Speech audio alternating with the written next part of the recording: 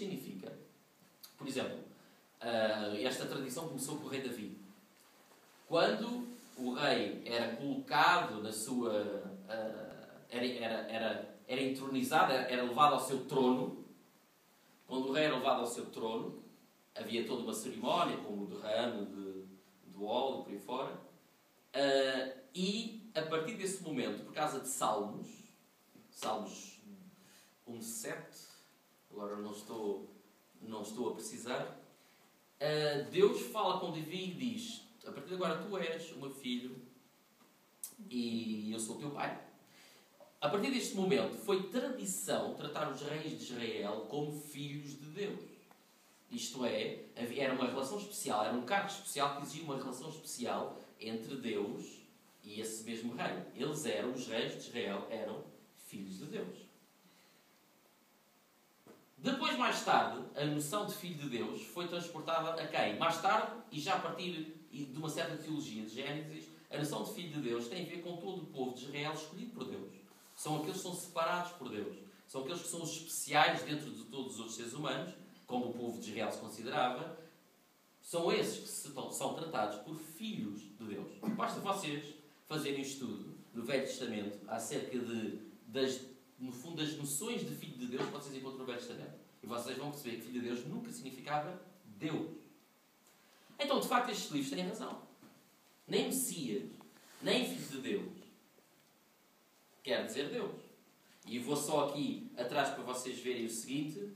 E os 3 primeiros evangelhos, nem Marcos, o primeiro de todos, foi escrito, estou a falar da ordem em que foi escrito, nem Mateus, nem Lucas, têm expressões como estas. Não há nenhuma expressão da divindade direta de Jesus nos 3 primeiros evangelhos. Antes de Abraão nascer já eu era aquele que sou, eu e o Pai somos um só, eu sou o caminho, a verdade e a vida, dá pois ao Pai a glória que eu tinha junto de ti antes de o mundo ser mundo. Este tipo de expressões que claramente identificam Jesus a Deus não existem nos 3 primeiros evangelhos. Ora, agora nós podemos compreender porque é que este tipo de literatura parte destes factos para concluir que, afinal, os documentos mais antigos não apresentam Jesus divino. Mas aqui é que está o erro. As coisas não são tão simples assim. Era bom que as coisas fossem simples. Mas não são. Então Jesus apresentou-se, ora, como o Deus dos judeus.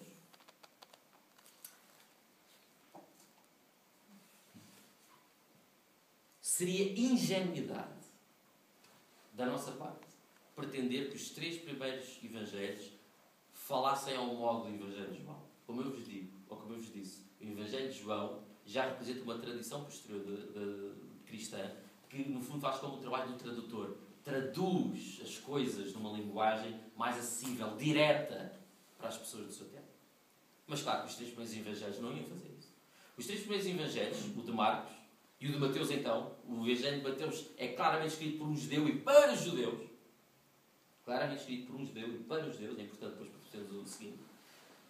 Estes 3 evangelhos, e de Lucas também, no sentido da cronologia, não faz sentido ter sido escrito por judeus nem para os judeus, estes 3 evangelhos apresentam as ações de Cristo e os ditos de Cristo num contexto de uma cultura judaica. E é no contexto de uma cultura judaica que Jesus tem de ser entendido. Não é na nossa cultura. Nem sequer era na cultura pagã daquele tempo em que Jesus Cristo podia ser entendido. Jesus Cristo só pode ser entendido no contexto da sua própria cultura. E é assim mesmo que os evangelhos devem ser entendidos. Ora, Jesus fala e age nestes 3 evangelhos mais antigos como se ele fosse o próprio templo. É verdade. Não está nenhuma expressão lá, nestes evangelhos, que diga eu e o Pai somos um. Isso só aparece no Evangelho de João. Mas, no Evangelho de Marcos, por exemplo, e o Evangelho de Mateus, Jesus age como se ele fosse uma espécie de templo portátil. O templo, para os judeus, era o lugar onde o Deus, o Criador do Universo, habitava na Terra momentaneamente. Ele era o Deus dos céus, mas ele habitava ali. Ora, só ali, naquele espaço, é que Deus tinha escolhido morar. Jesus, como eu vos vou demonstrar, demonstrava pensar que ele próprio fosse uma espécie de templo portátil. Onde quer que ele andasse, ele parecia, pelas coisas que dizia, pelas coisas que fazia, parecia que ele se considerava uma espécie de templo.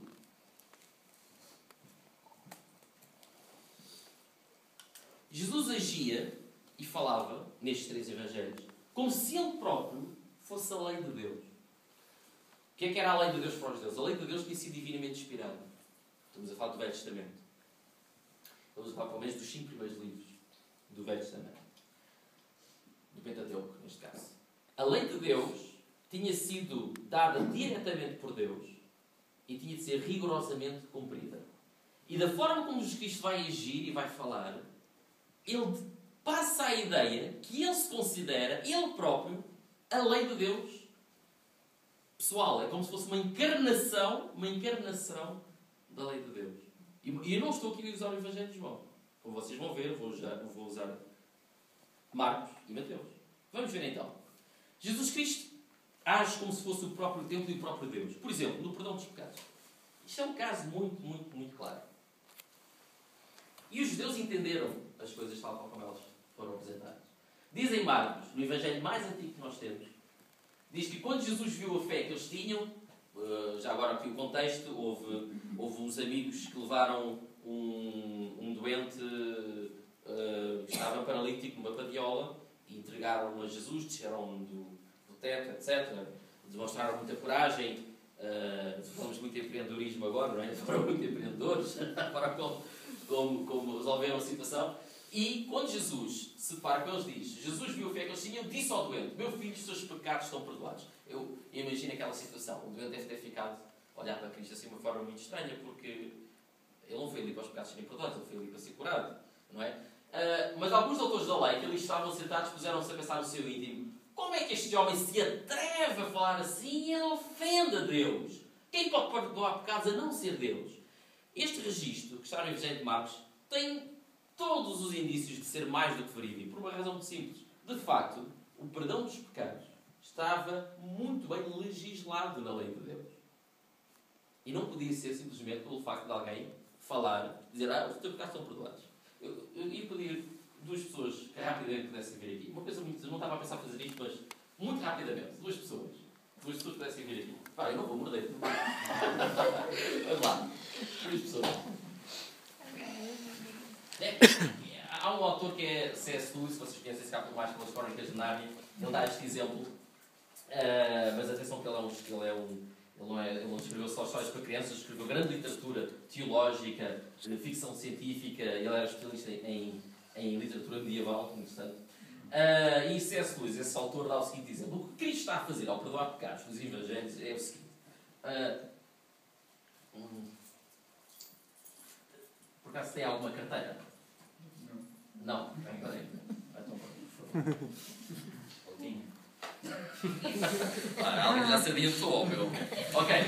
Então, vou pedir uma coisa. Por favor, eu sei que a expressão é um bocado forte, mas rouba a carteira aqui. Exatamente. Pronto. Então, agora, eu estava ali a olhar, eu chego aqui e digo assim: isso foi muito mal feito. Então roubaste a carteira ali também. Mas olha, mas eu perdoo-te. Eu sei, isso foi mesmo mal, mas eu perdoo-te. Eu perdoo os teus pecados. É isto que Cristo está a fazer. O que é que vocês acham da situação? Se isso vos acontecesse, alguém roubava a vossa carteira e vinha uma pessoa na rua, vinha assim, via o que acontecia e dizia: olha, isto não se faz e tal. Olha, fiquei ofendido contigo, mas eu perdoo-te. O que é que vocês achariam? Você era uma pessoa roubada. O que é que vocês achariam disto? Obrigado pela vossa... É exatamente isto que Cristo está a fazer. E temos que perceber que o perdão dos pecados era uma ofensa para os judeus, era uma ofensa para com o próprio Deus. E por isso é que está registrado no Evangelho de Marcos, o Evangelho mais antigo de todos, que ele está a ofender a Deus ao fazer uma coisa daquelas. Ele, enquanto homem, acha-se no direito de perdoar a Deus. Porquê é que ele faz isto? E por razão é que isto é a demonstração que ele encarna ao templo, porque o perdão dos pecados só podia ser alcançado através do templo. Segundo a lei de Deus, através de uma série de rituais e cerimónias que agora para aqui não interessam, senão iria demorar muito tempo, o perdão dos pecados de cada um dos judeus só era alcançado no templo. Cristo, ao perdoar os pecados daquele homem ali naquele momento, ele está a dizer: o templo está aqui e eu sou o templo. É isso que ele está a dizer. Ele está-se a apresentar como a encarnação do templo. Outro exemplo de Cristo a encarnar o templo. Agora no Evangelho de Mateus. O Evangelho de Mateus é o Evangelho mais judeu que está na Bíblia. Portanto, escrito por judeus e para judeus. E diz o seguinte, um episódio muito interessante, também está registado no Evangelho de Lucas. Diz o seguinte: naquele tempo passou Jesus pelas searas e em um sábado, e os seus discípulos, tendo fome, começaram a colher espigas e a comer. E os fariseus, vendo isto, disseram-lhe: eis que os seus discípulos fazem o que não é lícito fazer num sábado. Eles estavam a colher espigas, estavam a trabalhar ao sábado. E para os judeus era um pecado enorme trabalhar ao sábado. Ele, porém, lhes disse: não tendes lido o que fez Davi? Isto agora é Jesus a falar. Não tendes lido o que fez Davi, quando teve fome, ele e os que com ele estavam? Como entrou na casa de Deus e comeu os pães da proposição, que não lhe era lícito comer, nem aos que com ele estavam, mas só aos sacerdotes? E agora a seguir diz isto. Muita atenção ao que está registado no Evangelho de Mateus, o Evangelho mais judeu de todos. Ou não tendes lido na lei que, aos sábados, os sacerdotes no templo violam o sábado e ficam sem culpa? Pois eu vos digo que está aqui, que é maior do que o templo. O que é que Cristo está aqui a dizer? O que é que o Evangelho de Mateus apresenta a Cristo, como estando aqui a dizer? O Evangelho de Mateus está no fundo, a apresentar o seguinte dilema. Os discípulos de Jesus foram apanhados a trabalhar ao sábado e a colher espigas, para eles próprios comerem, mas também para darem a Jesus Cristo para comer. E quando Cristo explica aos fariseus por que razão é que eles estão a fazer aquilo sem culpa, ele compara os seus discípulos aos sacerdotes que estão no templo. Porque os sacerdotes que estão no templo, aliás, trabalhavam ao sábado. Como assim trabalhavam ao sábado? Faziam as operações dentro do templo, que eram necessárias para fazer, por exemplo, o sacrifício de animais. Mas isso já não era considerado trabalho. Porquê? Estavam a fazer isso para Deus. Era completamente diferente. E Cristo está a dizer: olha, da mesma forma como os sacerdotes fazem isto, ao sábado, sem violar o sábado, os meus discípulos vão fazer isto para mim, sem violar o sábado. O que é que Cristo está a fazer? Está-se a comparar ao templo. Ele está a dizer: eu e o templo somos um. É verdade, não aparece no Evangelho de Mateus a expressão eu e o Pai somos um. Mas a conclusão que se retira daqui é: eu e o templo somos um. E o templo, mais uma vez repito, era o lugar onde habitava a presença de Deus. O único lugar. Portanto, os judeus não acreditavam em vários templos como acreditavam os pagãos. Os pagãos tinham vários templos. Portanto, os mesmos deuses podiam estar ou aqui, depois viajavam para o outro lado, não sei o quê. Não. Para os judeus, o Deus tinha escolhido apenas um lugar para habitar a terra, que era aquele templo. Era aquele lugar em Jerusalém.